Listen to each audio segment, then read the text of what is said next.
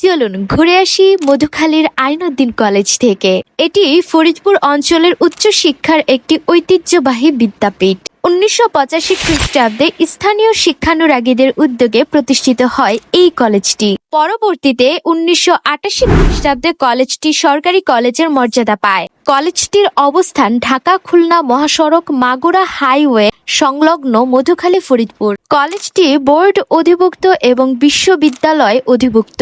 উচ্চ মাধ্যমিকে বিজ্ঞান শাখা, মানবিক শাখা, ব্যবসায়ী শাখা চলমান। এর পাশাপাশি degree pass course BA, BSS, BBS এবং বিএসসি এর পাশাপাশি অনার্স কোর্স বিভিন্ন প্রধান বিষয়ে স্নাতক সম্মান ডিগ্রি অর্জন করতে পারে শিক্ষার্থীরা। এই কলেজটিতে বিশাল খেলার মাঠ সহ সবুজ ও মনোরম ক্যাম্পাস রয়েছে। সুসজ্জিত শ্রেণীকক্ষ, বিজ্ঞানাগার এবং সমৃদ্ধ লাইব্রেরিও রয়েছে এবং রয়েছে নোটিশ, রুটিন ও রেজাল্টের জন্য নিজস্ব অনলাইন ওয়েব পোর্টাল। সহশিক্ষা কার্যক্রম যেমন সাংস্কৃতিক কার্যক্রম, সৃজনশীলতা, সামাজিক কাজ, বিএনসিসি, রোভার স্কাউট ও বৃক্ষরোপণ কর্মসূচি অন্তর্ভুক্ত।